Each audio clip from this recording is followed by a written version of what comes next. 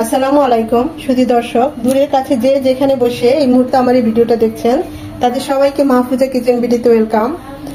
বৈশাখ মাস চলে এসেছে, তো বৈশাখী মাসে আমরা প্রথম যে ইলিশ পান্তা খেয়ে থাকি সেটাই আজ করব। তো বৈশাখী থালা তো একদম রেডি, এখন পান্তাটা করতে দেরি। দেখি ভাতের সাথে আমি পানিটা মিশিয়ে দিলাম, আমার ইলিশ পান্তা হয়ে গেল। দেখতেই পাচ্ছেন কতটা লোভনীয় হয়েছে। সাথে আমডাল, শুটকির ভর্তা, আলু ভর্তাটা করা হয়নি সময়ের জন্য। তো যাই হোক, চেষ্টা করেছি যতটুকু পেরেছি যে পহেলা বৈশাখের যে ইলিশ পান্তা আমরা খেয়ে থাকি সেই থালাটা রেডি করতে। আমি তো এভাবেই তৈরি করলাম, আপনাদের যদি ভালো লেগে থাকে সেটাই হবে আমার পাওয়া। তো চলুন কথা না বাড়িয়ে আমরা থালাটা রেডি করতে চলে যাই। ইলিশ দেখতেই পাচ্ছেন কত বড় বড় একদম চকচকে ইলিশ। এই ইলিশ ছাড়া তো বৈশাখ মাস শুরুই করা যায় না। একদম টাটকা মাছ। এখন এগুলোকে ফ্রাই করব। পদ্মার ইলিশ, এই যে এরকম পদ্মার ইলিশ ছাড়ার উপায় হচ্ছে এরকম লাল, এরকম একটু গোলাপি কালার থাকবে এক পাশে, আর এইরকম চকচক থাকবে। এটা খেতে খুবই সুস্বাদু। ইলিশগুলো কিনতে পেরে খুবই ভালো লাগছে। পহেলা বৈশাখটা এবার খুব সুন্দরভাবে পালন করতে পারবো।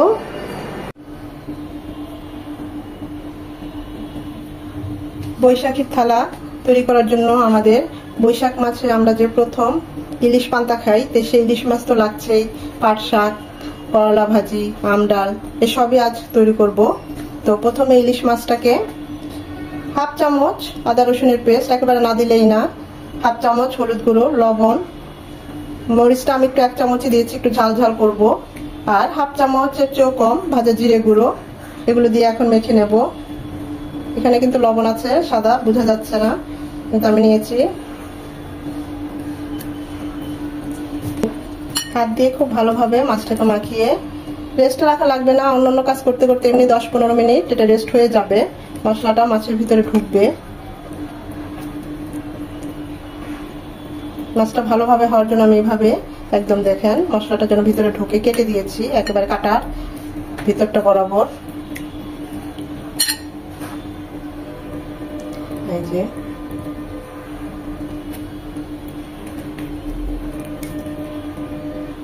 পাট শাক ভালোভাবে বেছে আমরা এভাবে লম্বা লম্বা করে হাত দিয়ে ছিঁড়ে নেই।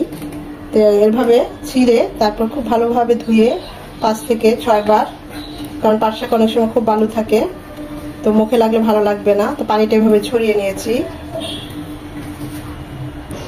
প্যানে দিয়ে দিচ্ছি সরষের তেল। প্রথমে ইলিশ মাছটা ভেজে নেব।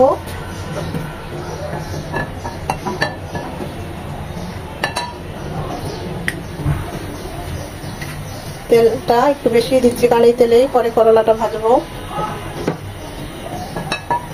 আর ইলিশ মাছের তেল দিয়েও ভাত খাওয়া যায়, খুবই ভালো হয়। তেলটা গরম হয়ে এসেছে।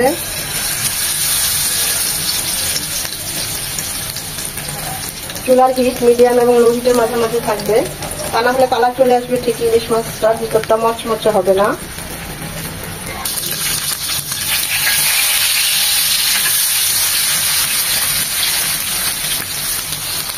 ওই পাশটা এরকম মচমচে লাল করে ভেজে নেব। এই স্টেজে 4টা শুকনো মরিচ দিয়ে দিচ্ছি। এটাও পান্তা ভাতের সাথে খেতে খুব ভালো লাগে, বা গরম ভাতের সাথে, ইলিশ মাছ ভাজার সাথে, তেলের সাথে খুবই ভালো লাগে খেতে। এভাবে উঠিয়ে পাল্টিয়ে লাল লাল মচমচে করে ইলিশ মাছটা ভেজে নেব। আমাদের ইলিশ মাছটা দেখতে পাচ্ছেন ভাজা হয়ে গিয়েছে, এখন উঠিয়ে নিচ্ছি। এরকম জুসি জুসি রাখতে হবে, একটু কড়া করে ভাজা যাবে না, তাহলে জুসিনেসটা থাকবে না। দেখতেই পাচ্ছেন কতটা লোভনীয় হয়েছে। এই তেলেই করলা চাক করে নিয়েছি, ভেজে নেব। কিছুটা তেল উঠিয়ে রেখেছি, আর এই তেলেই আমি পাট শাকটা রান্না করবো, কারণ এই তেলের মধ্যে ইলিশের ফ্লেভারটা আছে। দিয়ে দিচ্ছি 2 চামচ রসুন কুচি। এখানে রসুন কুচিটা একটু বেশি যাবে। রসুন কুচিটা 1 মিনিট হওয়ার পর পেঁয়াজ কুচিটা দেবো, কারণ রসুন কুচিটা একটু হার্ড।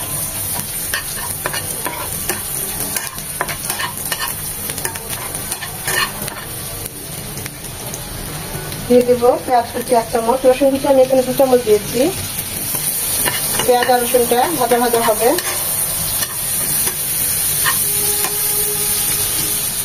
আরো 1 চামচ সরষের তেল দিয়ে দিচ্ছি, যেহেতু পাট শাক তেলটা একটু বেশি লাগবে।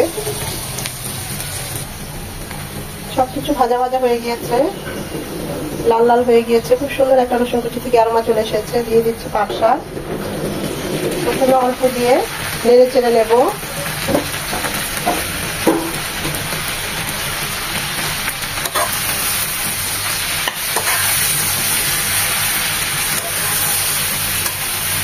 এখানে অল্প দিয়ে নেড়ে চেড়ে নেওয়ার উদ্দেশ্য হচ্ছে এই যে আমাদের নিচে যে পেঁয়াজ রসুনটা পুড়ে যাবে না। পুরোটা দিয়ে দিলে এভাবে নাড়তে কষ্ট হতো, সমস্যা হতো, আর নিচের পেঁয়াজগুলো রসুনগুলো একদম লাল লাল হয়ে কালো হয়ে যেত। তাই এভাবে একটু উল্টিয়ে পাল্টিয়ে তেলটা উঠিয়ে নিলে দেখবেন আর সমস্যা হবে না, কারণ এই শাক থেকে কিছুটা পানিটা ছাড়বে। এখন বাকি শাকটা দেবো, তো নরম হলে তখন নাড়বো, এখন আর নাড়বো না। মনে হচ্ছে অনেক, কিন্তু না, দেখবেন একদম কমে যাবে।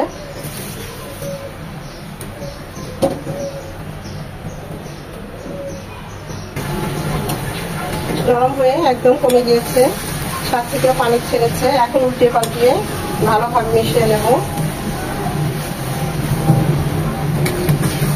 শাক ভেজে রান্না করবো না, তাহলে কালারটা নষ্ট হয়ে যাবে।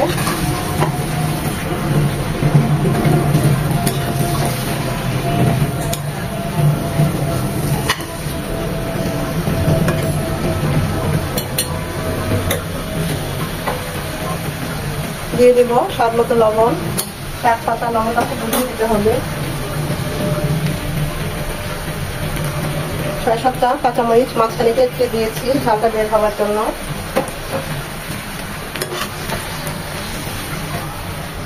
এভাবে 2-3 বার ভাজা ভাজা করে নেব। চুলার হিট মিডিয়াম এবং লো হিটে মাঝামাঝি থাকবে। এখানে কোনো পানি দেব না, আর কিছুই দেব না, শুধু একটু পরপর নেড়ে ছেড়ে এভাবে শাকটাকে ভাজা ভাজা করে নেব।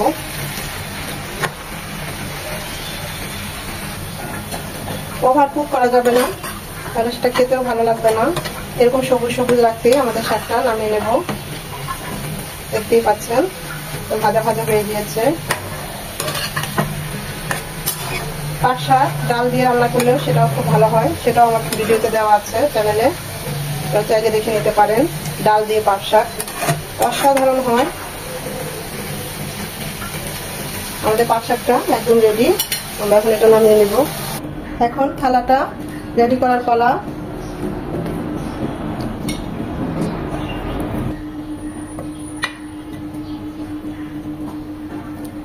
সাথে একটু ইলিশের তেল,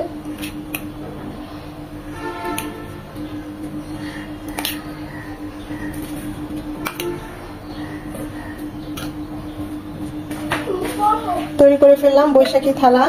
পহেলা বৈশাখে আমি এভাবেই বাসায় বাচ্চাদের নিয়ে উদযাপন করি। আমি কখনো কোনো পার্কে বা কোনো অনুষ্ঠানে পহেলা বৈশাখের দিন বের হই নাই, তো বাসায় করি, যাই থাকে এভাবেই করি, প্রায় বাসায় বাচ্চাদের এনজয় করি। এখানে শুটকি ভর্তা, এটা বক্সে রেখেছি তাই শুটকি ভর্তাটা এমন দেখাচ্ছে। আম ডাল, ভিডিওটা বেশি দেরি হয়ে বড় হয়ে যায়, সেই জন্য ওই আম ডালটা আর শুটকি ভর্তাটা দেখালাম না। তো আমার থালা তো একদম রেডি, আমি তো সাজিয়ে ফেলেছি।